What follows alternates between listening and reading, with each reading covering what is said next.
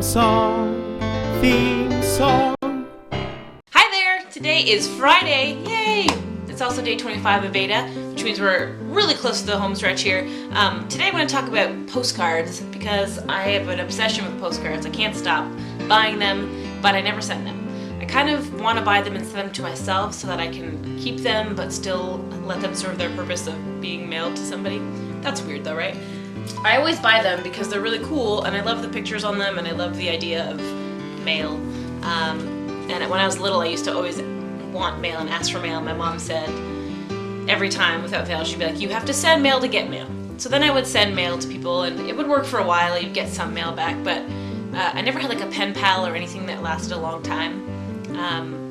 But I moved around a lot, so you'd think that I would have mailed my friends letters and stuff, and that would have worked, but, you know, kids, they never stick to anything.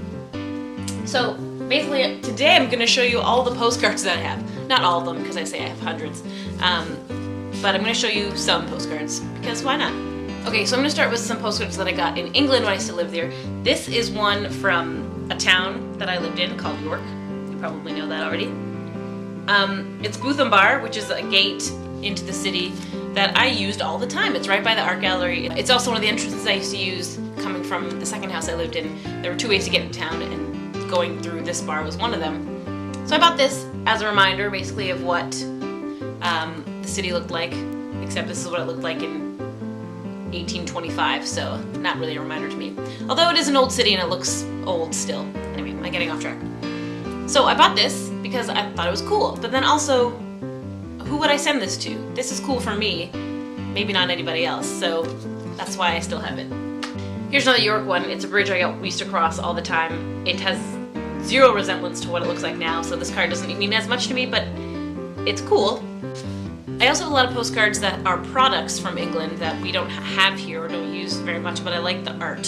So I have a lot of Fry's Cocoa postcards, like this one, and this one.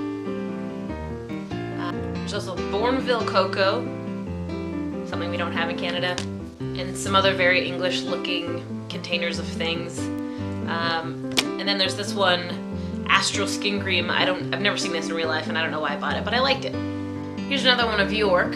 This is actually a street that I worked on called Stonegate. It still looks exactly like this, which is why I bought it. It's pretty cool. This is an image painting that's supposed to represent 1930. I worked there in 2010, so it's remarkably similar though, I'll tell you that. So once again, I bought it because it's a memory and who else is going to care about that street but me, so I should just keep this, right? So this next one is also England related, but I didn't get it in England. I got it in Cleveland at the Rock and Roll Hall of Fame. It's a box set of Beatles postcards. There are 25 postcards in here and they're all different, which makes it extremely hard to send out because I always struggle to find the exact right postcard to send to whoever I'm sending it to. I can't just pick one, I have to look at every single one every single time and pick the exact right one for that person. Look at this one. That's a cool card. Pretty pink flowers, the Beatles looking all old, beardy. It's near the end, obviously. This one's at Granada TV Centre in London, but I don't know what year. You could probably guess from the facial hair though. Here's one I bought in England before I moved. It says married in 2011. It was made during 2011, obviously, for the royal wedding of Prince William and Kate Middleton. So it's very regal looking, gold and blue and whatnot. I'm not really sure what the point of this postcard is, unless you know someone else who got married in 2011, which I do. My brother got married in 2011, as well as a couple other people that I'm friends with. And I think I bought it to give to him and his wife, but then I forgot about it or I didn't or whatever. Now it's 2014, it's way too late to use this. Unless I save it for some like special occasion and give it to them way in the future and say like, hey, remember how you were married in 2011? I should save it for like 2021 or something. Give it to them on their 10th anniversary, which seems so far away. Maybe 2016, that's closer. Postcards are also a great way to collect art from people that you like without buying the actual art, or like a really cheap way of collecting art, because paintings and prints are really expensive, but you can get small, tiny versions of your favorite prints or photos as a postcard for like $1. You know, tops $3. Do not spend more than $3 on a postcard, that's ridiculous. But Edward Gorey is an artist that I like. It's kind of weird and creepy. One of the things he's done is like an alphabet. You know, like A is for apple, except he doesn't use an apple. He uses like a made-up monster that starts with an A. I really like that.